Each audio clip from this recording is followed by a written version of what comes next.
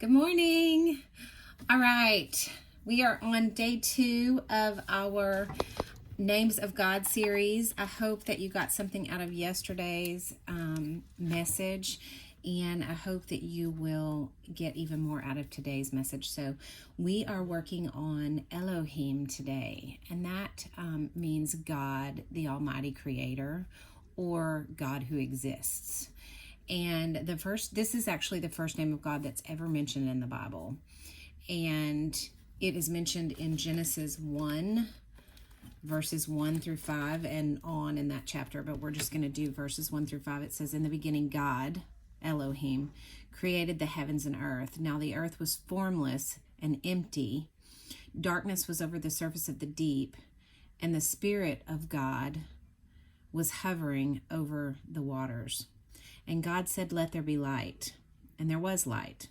God saw that the light was good, and he separated the light from the darkness. God called the light day, and the darkness he called night. And there was evening and morning on the first day." This is such an amazing representation of who God is. And the reason I say that is because I look at that word hovering, and I think, God has always been, and he was hovering over a void. And because he was hovering over this void, he decided to create something that was going to be a companion for him, which was man. And then he created a companion for man, which was woman. And I think about God hovering over the surface of a void because he was just here. He was God. He was everything. He was everything that existed, everything that was going to exist unless he created something different. And he's all powerful to do whatever he wants to do. And what he wanted to do was to create you and I. And that shows God's perfect love and union with us, in that he could have done anything that he wanted to do, but what he wanted was to have a relationship with us.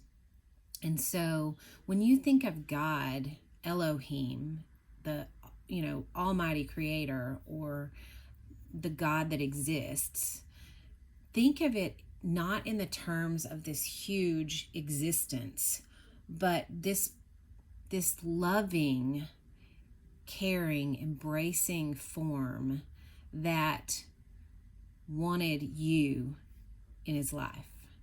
And because of that, he created you. And that, to me, says so much, because, we are so critical of ourselves. We're too fat, we're too skinny, our hair isn't the right color. We don't like our eyes. We don't like the way that our body looks. We don't like our hands. I mean, we're just so critical of ourselves. And the reality is that God doesn't do anything but see us as beautiful and smart. And he gives us these amazing gifts to share with the world. And instead of being critical of ourselves and critical of others, embrace our differences, embrace the gifts that God's given us, and use those to make the world a better place. Because God created you to be in the world at this very moment in time. Because whatever you have in you, he needed you to share and give to the world.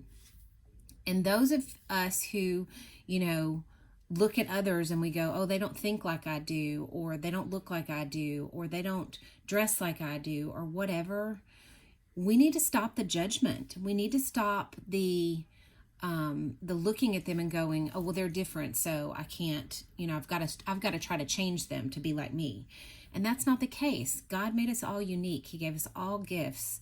And he wants us to embrace all of our differences and embrace each other and love each other and share our gifts with the world. Because when we do that, we become one body in Christ that brings us together to make a huge impact.